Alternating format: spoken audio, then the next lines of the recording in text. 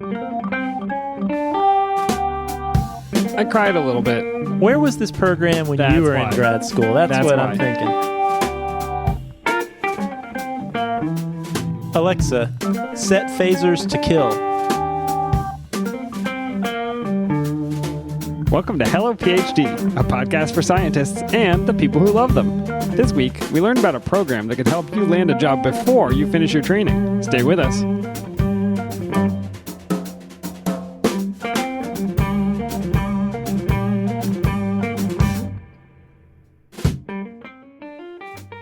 And we're back. This is Hello PhD, episode 64.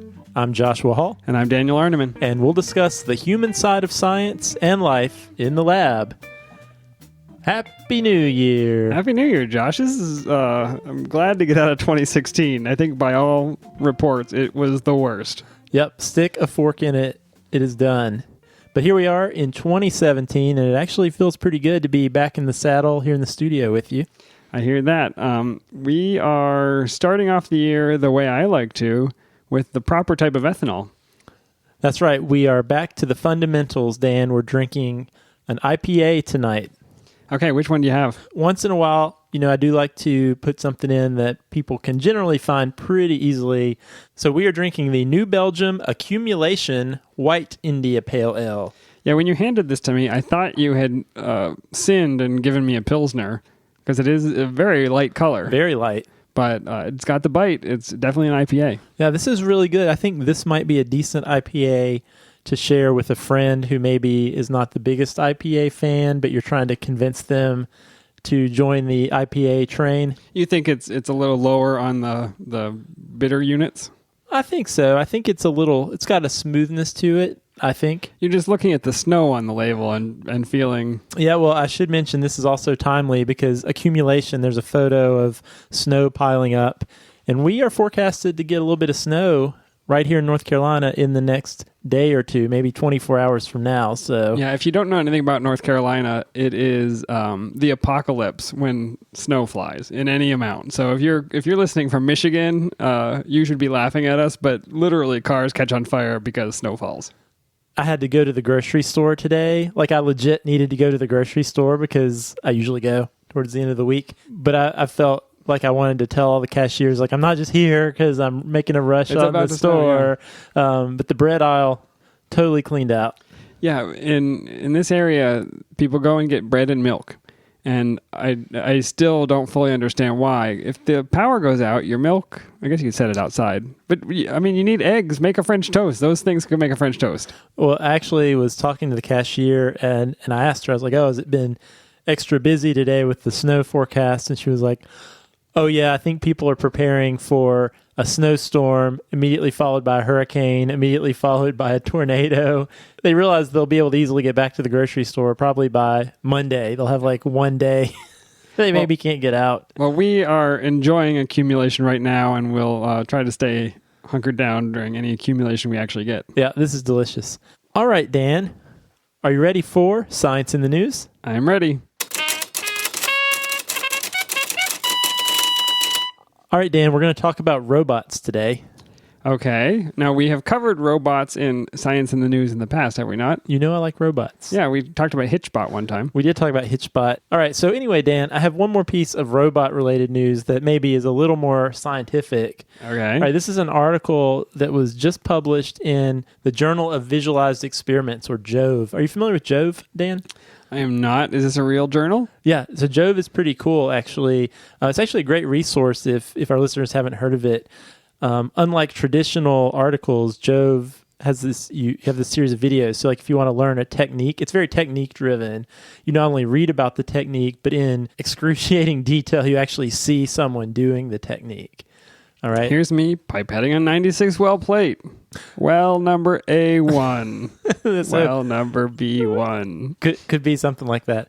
So anyway, Dan, this article was called Insect Controlled Robot, a mobile robot platform to evaluate the odor tracking capability of an insect.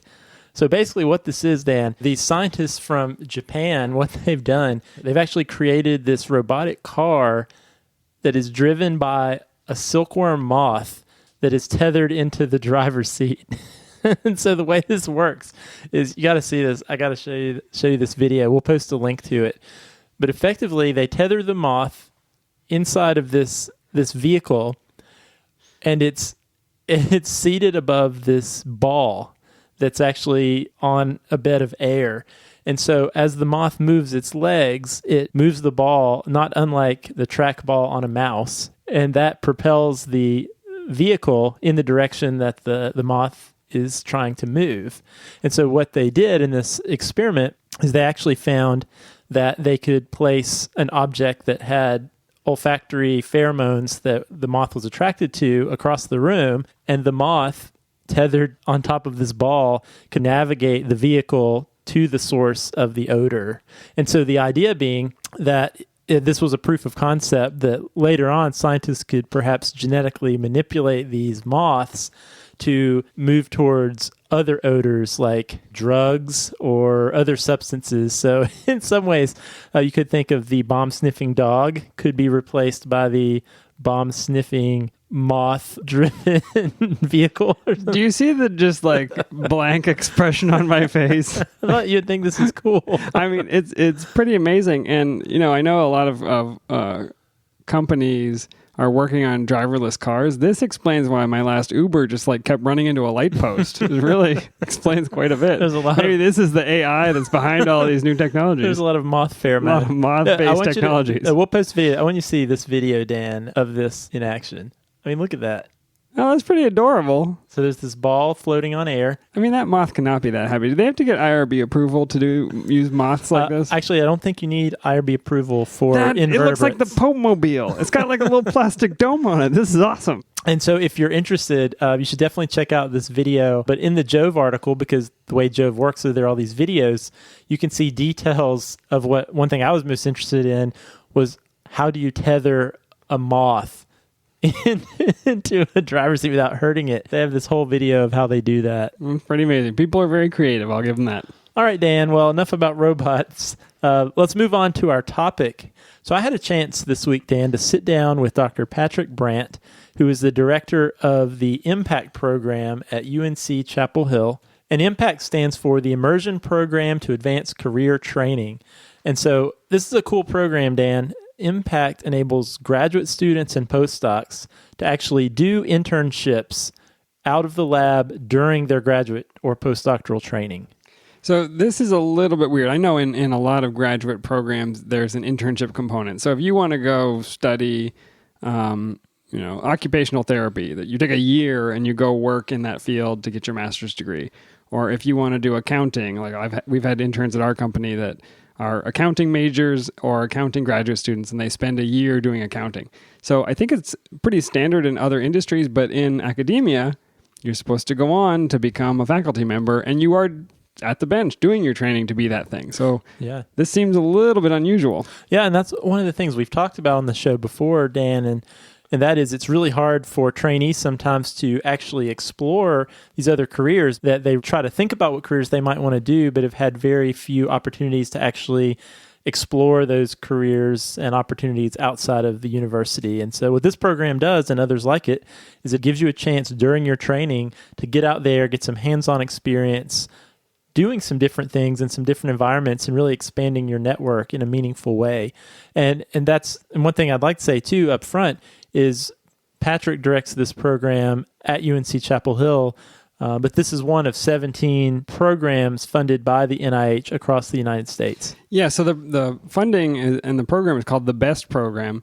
And if you go to nihbest.org, you can see if your school is on the list of 17. There are a few California campuses, Michigan State, Vanderbilt, University of Massachusetts, Rutgers, Cornell, several others. So this is not just a local or a regional thing. This is occurring across the country. Yeah. So why don't we hear what Patrick had to say, and we'll learn a little bit more about this program. My name is Patrick Brandt, and I'm the Director of Career Development and Training at UNC Chapel Hill. And among other things, I run an internship program that's partially funded by the NIH. And the purpose of that program, which is called Impact, for Immersion Program to Advance Career Training. So the purpose of the Impact program is to give senior grad students and postdocs an opportunity to experience different careers outside of academia. And in some cases within academia, but outside of the traditional tenure track positions. Mm-hmm. How long have you been doing that, or how long has that program been going? So that program is in its third year. So we've had 2 cohorts, about 25 interns apiece in those first 2 cohorts, and we are just in the middle of the application process for our 3rd cohort of interns. Cool. So just to make sure I understand, make sure our listeners understand, the Impact Program allows trainees to actually do internships out of the lab during their training. That's right. Yep. I guess that's a big part of what makes it a unique experience, a unique program. It is, yeah, and they're relatively short internships, so they're 160 hours. The majority of them are. Some of the companies want interns for longer, and so they pay into the program, and that gives them the option to have interns for longer. But yeah, basically it's 160 hours, and those 160 hours can either take place full-time for 1 month, or some trainees and some internship providers find it preferable to have a part-time internship set up. One clarification, is this just for graduate students, or can postdocs participate also? No, it's for both grad students and postdocs. So the grad students in our particular program, which I think is fairly common among other different universities that have similar programs like this, the grad students have to have finished their qualifying exams. And then for postdocs, they can be at any stage in their training. Mm-hmm. So you mentioned other universities. So how many programs like this are there in the United States? Well, we're funded by the NIH. It's an initiative called the BEST Grant. It stands for Broadening Experiences in Scientific Training. And there are 17 different BEST institutions. But there are certainly not all of those best funded institutions are doing an internship component to their grant, and there are also universities and programs that don't have best funding that are doing internships as well. So I don't know exactly how many, but I would say that the number is probably approaching at least 20 universities that have some sort of a formalized internship program for life science trainees. Can you just spend a few minutes and tell us a little bit about some of the different types of internships that trainees have taken part in over the last few years? Sure thing, yeah. So we've had close to 50 interns. They've been in a wide range of different areas, and we purposefully did that because we don't want this to just be an industry internship experience or just a bench research internship experience. And so we've had trainees who have had internships doing outreach, science policy, teaching intensive careers.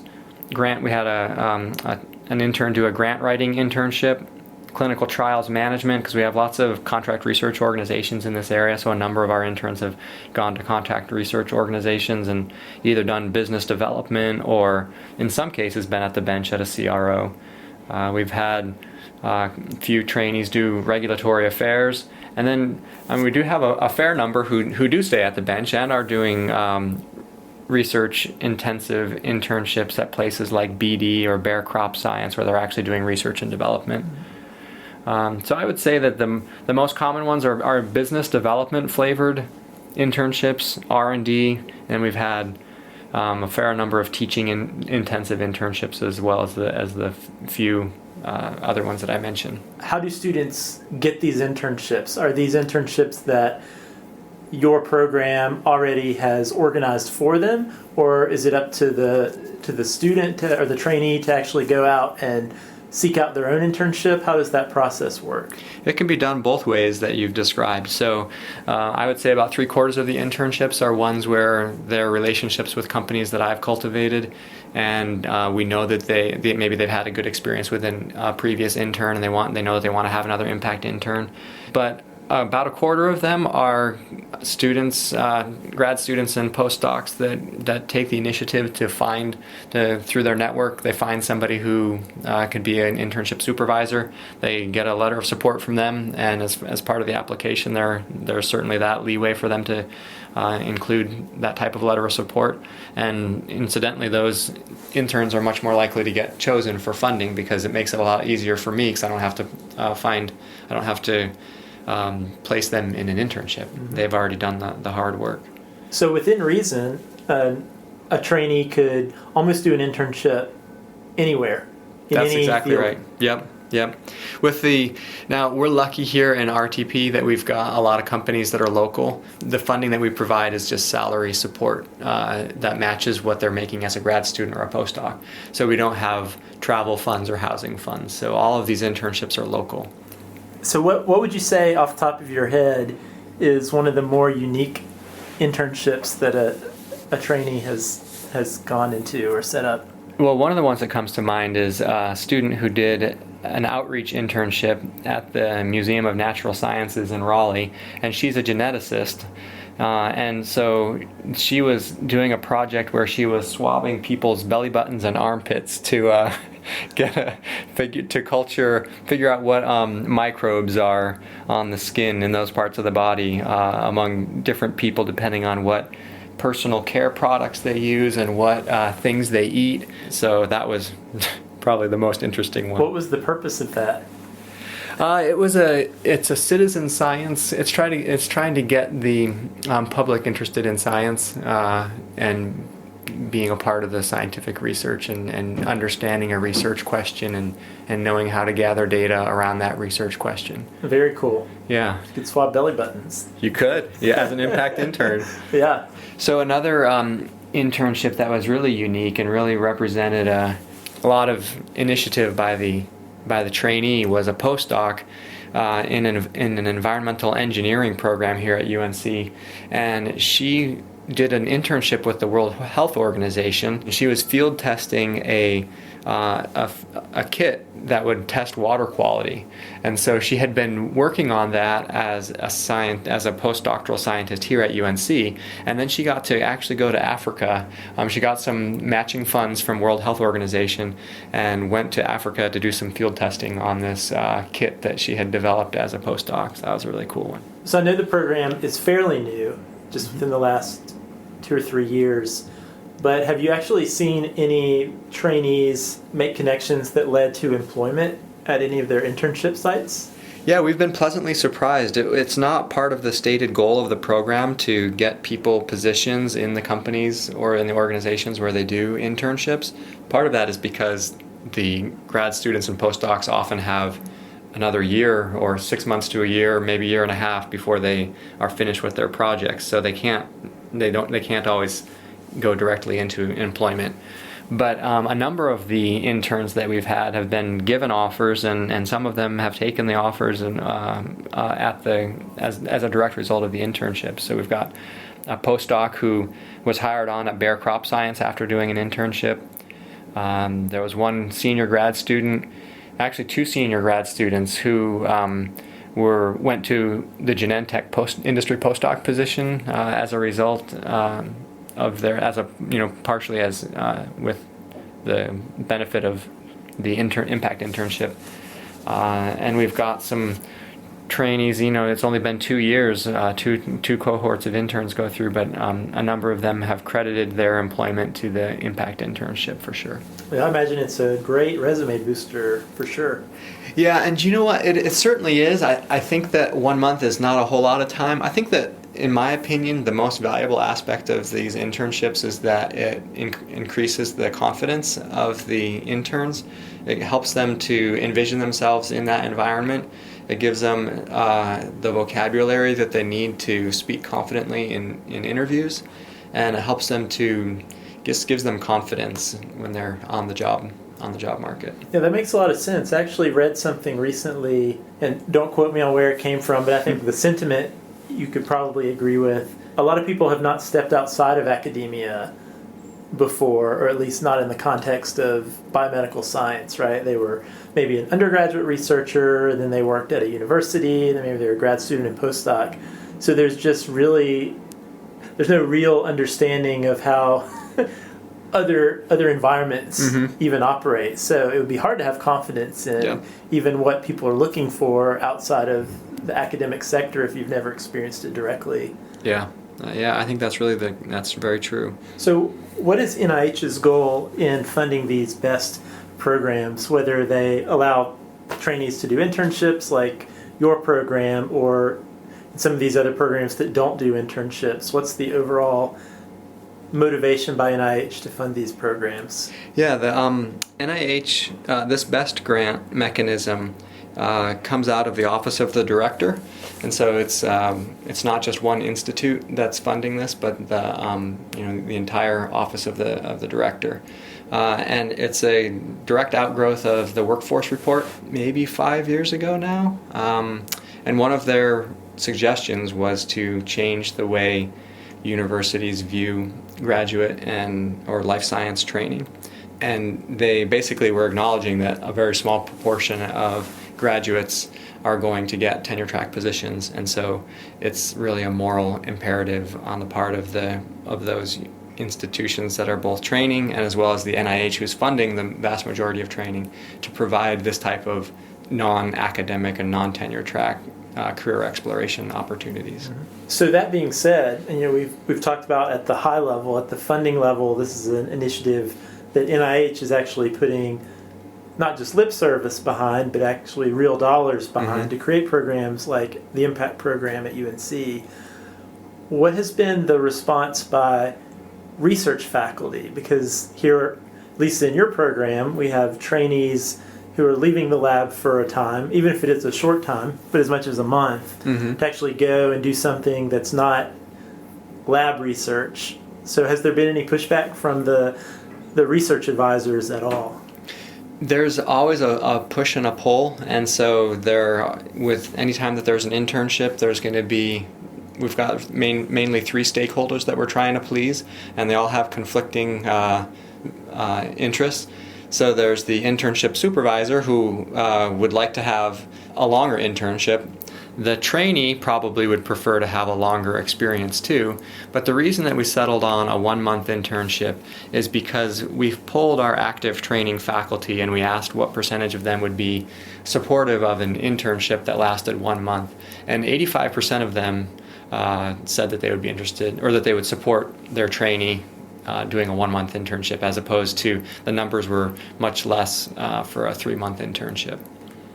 Not to mention that a 3-month internship is more expensive for us, so we couldn't fund as many trainees. So I think that's important to note. So for your program, I guess if there's some minor financial incentive for the PI, their student or postdoc is actually coming off of their funding for that month and actually being paid for by the program or the intern host?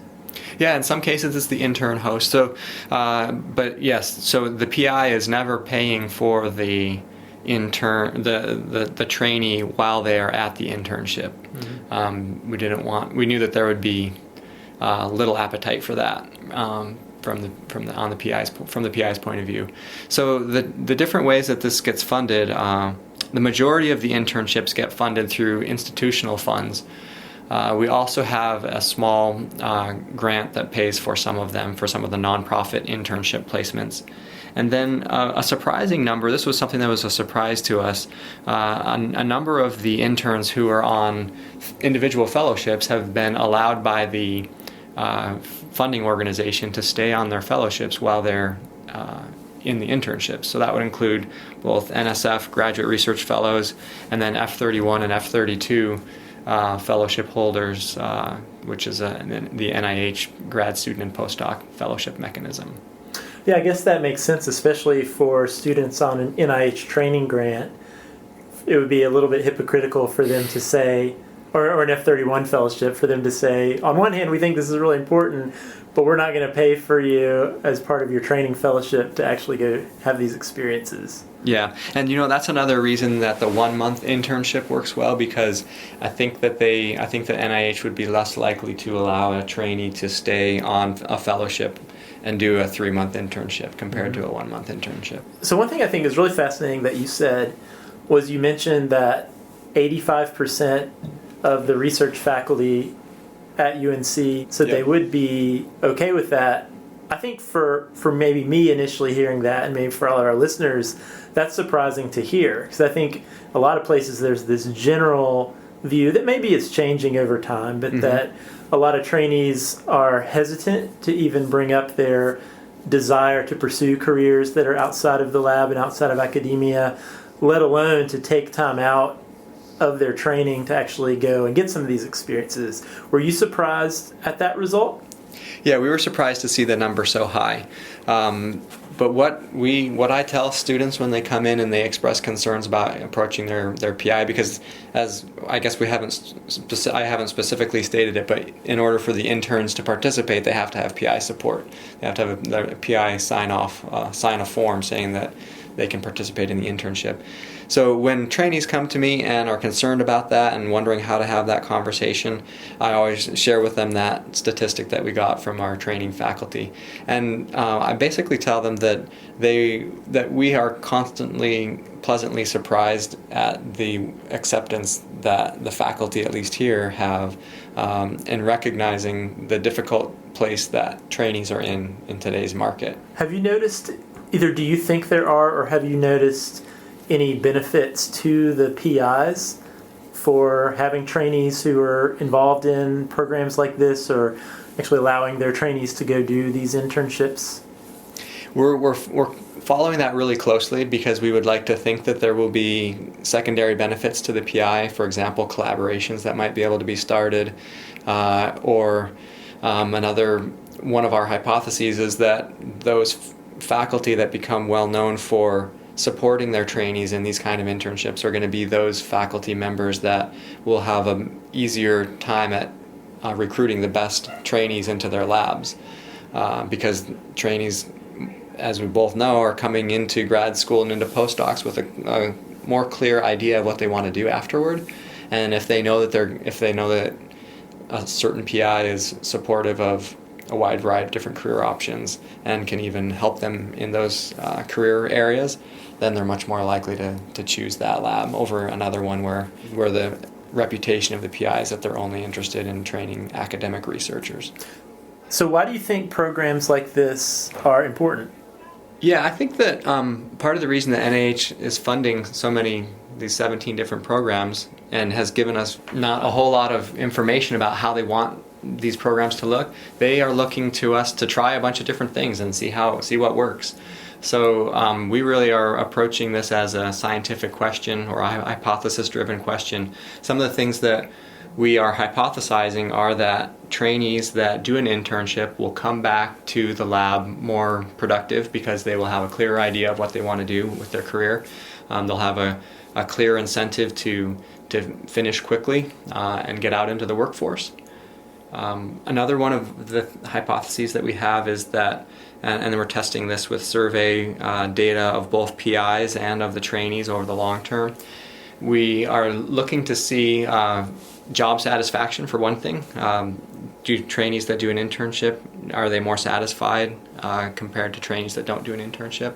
Another thing that we are hoping to see is that trainees that do an internship will have a shorter time overall in training, meaning that they might have shorter time to degree or shorter time in postdoc. And what we would really love to see is that senior grad students who do an internship may not have to do a postdoc, and so we're looking closely at the percentage of our trainees that go on to do postdocs, and we're hoping to see that some of those, especially those that do internships, will be able to get into their first real job without having to do a postdoc. So I guess one last question is, you mentioned that this BEST funding initiative through NIH funds 17, 18 programs, including yours. Mm-hmm. I would gather the majority of our listeners, though, who are trainees, are likely not at one of those institutions, but might be very interested in trying to gain certain experiences and certain career paths they might be interested in. That's something we talk about all the time on the show. So what advice would you have to a trainee who's listening that might be interested in exploring different careers but doesn't have one of these formalized programs at their institution? Yeah, I guess the advice that I would give relates back to something we talked about earlier with the individual fellowship awardees being able to stay on their fellowships while they are doing internships. So certainly if there's a listener who is on an F31 or an F32 or an American Heart Association fellowship or some other individual fellowship, talk with your program director at the funding agency and see if they would support you doing an internship. And then work your local network to see if you can find a supervisor who'd be willing to take you for a 100 or 150 or even maybe a little bit longer internship. That's probably one pretty sure way that you could do an internship. There are some companies that have their own internship programs that you can apply to, and that funding would then come from the internship provider. Usually those end up being 3 to 6 month long internships, but that's another way that you could get some industry experience or internship experience as a trainee. There's always the possibility too that a trainee can set up something on their own and take a leave of absence from their graduate studies and be able to do an internship as well. Mm-hmm. Well, this sounds fascinating. So I guess last thing, when you're not directing the impact program, what do you do for fun? Well, so I'm whenever I talk with students, especially when they're really stressed out because of grad school or postdoc stresses, I always encourage them to follow whatever passion they have, make sure that they've got a hobby that they enjoy doing. And so I guess I do have a couple of strange hobbies. One of them is that I'm a technical tree climber. And so I climb. Does that mean you're technically a tree climber, but in reality? No, it means that I climb trees technically, meaning with ropes and harnesses and things like that, as opposed to just climbing them like I used to when I was a kid. Scurrying up a tree. Yeah. Yeah. So I've used those skills in a couple of interesting ways. I've rescued more than 100 cats that have been stuck in trees around North Carolina. So that's something I enjoy doing on the side. One time I got a call from somebody who had a cat stuck in a tree, and I recognized the last name, but I couldn't quite place it. And then when I got to the house, it ended up being a professor at UNC. His cat was stuck up in a tree. Really, if you want me to get your cat, you have to agree to let your trainees do internships. That's right. And actually, no, because you've told me you also have rescued drones from a tree. Yep, I do that fairly frequently. Usually right a couple of days after Christmas, when everybody gets a new drone and doesn't know how to fly it, that's when the drone rescue calls start flowing in. That is funny. Well, Patrick, thank you for taking some time to talk to us about this really cool opportunity that you're providing to science trainees. You're very welcome. Thank you, Josh. All right, Dan, that was my interview with Dr. Patrick Brandt. I cried a little bit because where was this program when you were in grad school? That's what why. I'm thinking. I've told you before, Josh, that I went to a career fair and I was really interested in manufacturing and biomanufacturing. And I asked the woman, I was like, I'd like to, intern or apply for a job. And she said, we don't hire people like you. And we don't hire PhDs. I wish so much that I had the chance to go try it. Like, how would my life and my career be different if I had been able to go try out a biomanufacturing job or a job in quality or a job in, I don't know, any random part of the industry? I may have hated it, but at least I would know. Yeah, and I should say, so Patrick is a colleague of mine. We work in the same office, so I've had a chance to see this program implemented over the last couple of years, and it really is amazing to see how quickly the culture can change when students actually are out there getting these experiences. And, I think faculty are starting to see, hey, this isn't really just completely tanking the training experience of my student, but actually is a positive in the training experience of the students and postdocs in their lab. And it's just amazing. I got a chance just last month to go out and see all of the impact awardees from last year talk about all their internships. And it was amazing, all the different things they were able to do. Go teach at a university, go work at a company, go work at a museum, all during their graduate school training. And I just thought that was so amazing. And I really hope that this is something that catches on. I know all of these sites are actually involved. As Patrick said, this is a research experiment. So they're involved in a lot of evaluation, a lot of research to see what are the outcomes, what are the impacts on the training and development of these fellows. And wouldn't it be great if 5-10 years from now, this is a more standard thing that we see in PhD training and postdoc training across the country? Yeah, and we promised we teased at the top of the show that this is a way to get a job before you finish your training. I think we've got to emphasize it again. When you go and do one of these internships, when you go and work with people for even a month, You're having lunch with them. You are finding out about their kids and who's in what school and what hobbies they do. People hire people they like and people they know. You're not a piece of paper to them anymore where they're not really sure what they're going to get. So I think that's really important. But what Patrick said kind of floored me, that even if you don't go and work at the company where you interned, you now have the confidence, you have the language to talk about this industry. So, if I were to go and I wanted to, I work in business and I went to the hiring manager and said, well, I kind of want to do something like kind of businessy. And, I worked at the bench, but I've got I can write and I can do some businessy things. Is there any position for me? They're going to totally ignore me. But if I go and I say, I want to do technical sales in the Asia Pacific region for medical devices, what do you have? And I'm, I can say something confident about my work that I did as an intern. That's going to floor them.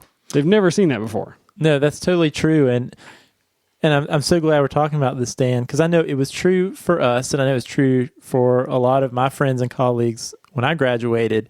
But I see it even now. There's this almost epidemic of low confidence upon graduation. And so here we have all of these really smart and talented people who have completed a PhD in whatever field, but yet their confidence in themselves and what they bring to the table is at an all-time low. And that's really, really unfortunate. It's weird, yeah. And I think anything we can do, any opportunities we can provide during training that really propel students out of their training and into the workforce versus just limping them out. I don't know. Yeah, you push them out of the nest and they hit the ground versus take wing. Yeah, don't you think that's unfortunate? It's weird. It's weird, but because it's such an insular community, because you're working on such a tiny aspect of the whole world of science. And I think as a scientist, you see that. You see what a small piece, what a little impact you're making on a very measured subset of the world. That you say, well, this is all I know. I only know about this protein's 52nd amino acid, which is what I worked on. But I think if you spend a little bit of time, if you work in business or if you work in outreach or if you work in one of these internship programs, you will see that you really do have a pretty unique skill set. And the way that you think, the way that you approach problems is not the same as everybody else. And I think you can really leverage that. Yeah, that's true. It probably is a firsthand experience where you get to see the skills you do have and how those skills can actually be utilized in a totally different context than the one you've been used to in the lab. And that's probably very insightful. And how good is it to figure that out before you enter the job search? Yeah, so if you are listening and you have done one of these internships or you think that one of them is available near you, please write to us. Let us know how it went. We'd love to hear some stories from people who went out there, kind of put their money where their mouth was, tried it out, and maybe had some success at it. Yeah, and if you're in the process of looking for a grad school or you're finishing up grad school and thinking about postdocs, maybe go to this NIH Best website and look at the sites and maybe think a little bit about institutions where some of these opportunities are available. Cool. All right. Well, we'll put the resources up on the website in the show notes so you can go check it out. All right, Dan, etymology puzzle. Is that something we're still doing in 2017? Back at it. Yeah. Last week we shared a kind of etymology story, so there was no new clue, but the clue is back, so I'll read it for you. Beware of people infected with this virus. They may fly into a furious rage at the sight of water. Read it one more time. Beware of people infected with this virus. They may fly into a furious rage at the sight of water. Josh, you will remember that I'm looking for a scientific word described by the clue, and once you get it, you'll find the literal meaning of that science word as a phrase in the clue itself. If you think you know the answer, email it to puzzle@hellophd.com, and I will randomly select a winner from all the correct responses and send the lucky puzzler an Amazon gift card. I will send it via moth-propelled car. It'll take a very long time to get there. Depending on where you live. Yeah, that's right. If you live in Durham, North Carolina, it may take less time. Select cities only. I've got my bread. I've got my milk. You got your white IPA? Yeah, and speaking of robots, Dan, one of my favorite Christmas gifts ended up being one of these Amazon Echo Dots, these Alexa devices. Have you seen these? I have heard it listening to the conversation. Yeah, it's really weird. Our listeners should know that I was talking to Dan about this Alexa, and every time I say her name in the other room, she starts talking back to us. So, there she goes again. Yep. But that does remind me, if you are doing any shopping on Amazon, visit our page first, hellophd.com, and you can click on the Amazon banner on the side of the page, and you can do your Amazon shopping. You'll pay the same price you normally do, but we will get a little kickback that helps us with the cost of the show, and we really do appreciate those of you who have been doing that over the holiday season. It really helps. If you have something you'd like to talk about on the show or have comments on a past show, we would love to hear them. You can email us, podcast@hellophd.com, or you can tweet at us at hellophd. We always love to hear from you. Dan, we will see you in a couple weeks. All right, we'll see you then.